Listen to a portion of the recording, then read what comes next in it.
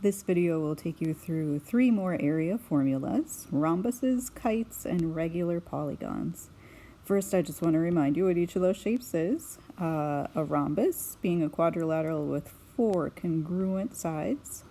The kite has 2 sets of congruent sides, the consecutive sides. And a regular polygon could have any number of sides, but all the sides have to be congruent and all the angles have to be congruent, a regular polygon. And we'll start with the rhombus. Something special about the rhombus is that there's actually 2 different area formulas that work, so I'm going to show you both of those. The first one, since a rhombus is a type of parallelogram, we could use the parallelogram area formula, base times height, right? And so on this rhombus, our base is that 5 centimeters. The height is not 5 centimeters. The height has to go straight up and down, so that's the 4.8. So 5 times 4.8, and the area of this top one would be 24 square centimeters. Now this bottom one, it's the same rhombus. It still has 5 centimeter sides, but this time the height isn't labeled, and that could happen. So if you were not given the height, one other measurement that you could take is you could measure the length of the diagonals. Remember, the diagonals connect from vertex to opposite vertex. And so the new area formula today is area equals 1/2 diagonal 1 times the length of diagonal number 2. This actually comes from the triangle area formula. You know how if we were just going to find the area of one of these triangles, we'd be all 1/2 base times height. Well, each of these is congruent, so 1/2 base times height, 1/2 base times height, 1/2 base times height. That's going to give us 4 triangles that are congruent. So this is just sort of a shortcut, this formula. If we use the entire diagonal in our 1/2 base times height, then we can just do it once. So the way this is going to work, here we go. Area equals 1/2. So the length of diagonal 1 would be 4 plus 4, since those diagonals bisect each other, is 8. And the length of this diagonal would be 6. Half of 8 is 4. 4 times 6 is 24 square centimeters. So 2 different area formulas, but here's our new one for today. You're going to love this one because it's based on that same idea about, do you see these little triangles in a kite? And what those triangles are using for their bases and their heights are the length of those diagonals. And so it's going to be the same formula. Area of a kite is 1/2 diagonal 1 times length of diagonal 2. And it didn't label this one for us, but we know that this diagonal is bisected, so that would be another 8 meters over here.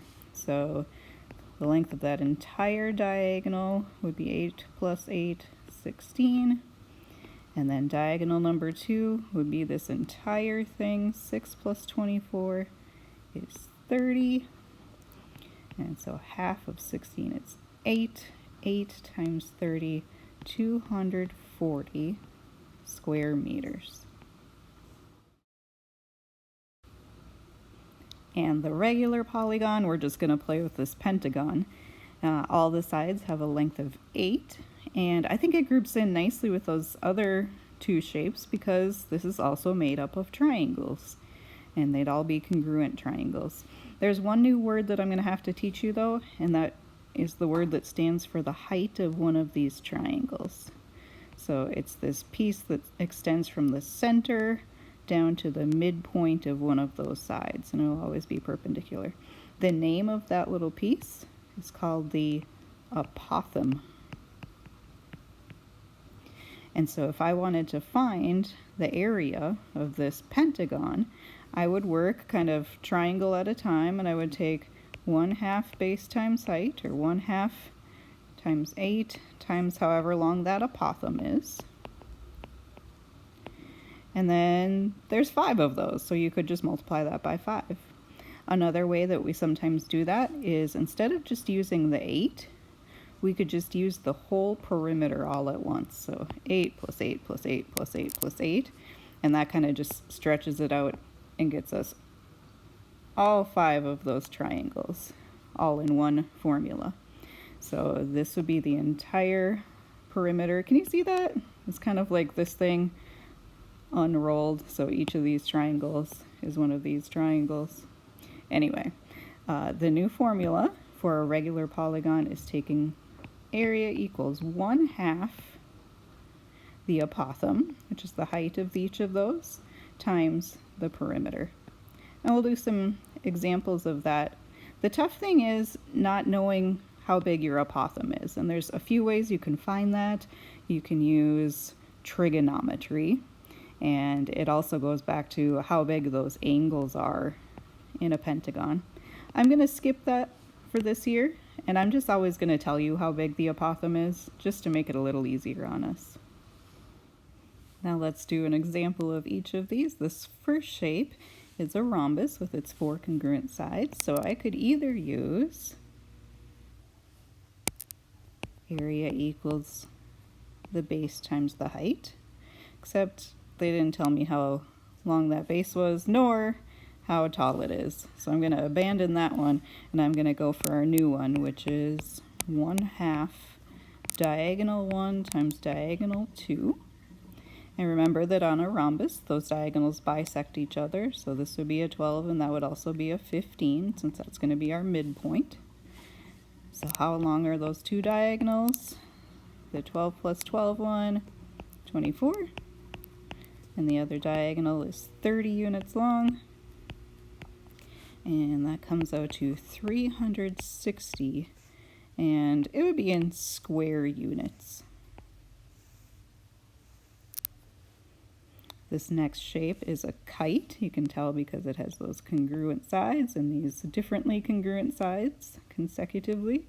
And so the only kite formula we know is 1/2 diagonal 1 times diagonal 2. Now you could find the area of each triangle. The reason that works is because these are perpendicular, just like on a rhombus, because they're all right triangles. But we're going to try that diagonal method. So how long is one of the diagonals? Well, from the 4 over to here, 4 plus 5 is 9. And then we've got this other one, and this is the diagonal that is bisected. So that's also a 2. So this entire length is 4. 1/2 times 9 times 4 is 18 square units. All right, and then over here I've got a regular triangle, or an equilateral, equiangular triangle. All these sides are length 12, and normally I'd probably just use 1/2 base times height, right? The base would be 12, but they didn't give me the entire height. What did they give me? What's the name of that center down to the midpoint of an edge? That's called the apothem. And so we're going to not use 1/2 base times height. We're going to use the regular polygon one, 1/2 apothem times perimeter. So I've got the 1/2. They told me that the apothem is 2 square root of 3. That comes from 30, 60, 90. Fun fact. And then the perimeter would be 12 plus 12 plus 12 all the way around, so we can get it all in one formula. 1/2 times 2 root 3 times 36. Because of the root 3, I'm going to have to round this. 62.354 square units. So there's an example of one of each. I thought it might be fun to throw in a complicated one. This one is going to ask us to find the area of that shaded region. It sort of looks orangish red to me. I noticed that those kind of look like trapezoids, right? And I guess I could try to figure out what the height of each trapezoid is. That's not immediately clear to me though. So we're going to use a different technique, and this comes up a lot, and it's called like subtracting out the unwanted area. So what we're going to try to do, here's the strategy. We're going to find the area of the entire octagon. but we don't want the area of the entire octagon. We're going to subtract off the area of that white space, and that white space happens to be shaped like a kite, which is kind of neat. And so that should just leave us with that orangish area. So 2 steps here, we need to find the area of the octagon. This octagon is a regular octagon, so 1/2 apothem times perimeter. Do you see where the apothem is? This 23 is meant to label the apothem. So 1/2 apothem, and then the perimeter would be whatever 19.6 times 8 is, right? All the way around that octagon, which they tell me is 156.8. So the area of the entire octagon, that comes out to 1,803.2 square units. But I don't want the area of the entire octagon. I want to subtract off that white space, right? So let's find the area of the white space, which is the area of the kite. Subtracting off the area of the kite. The kite would be 1/2 diagonal 1 times diagonal 2. 1/2. Okay, I feel like I got this diagonal. It's 18 plus 18. This other diagonal is a little tricky from here to here. So they call this 25 right here. They call that the radius of the octagon. And since that chunk right there is 25, this chunk over here would also be 25.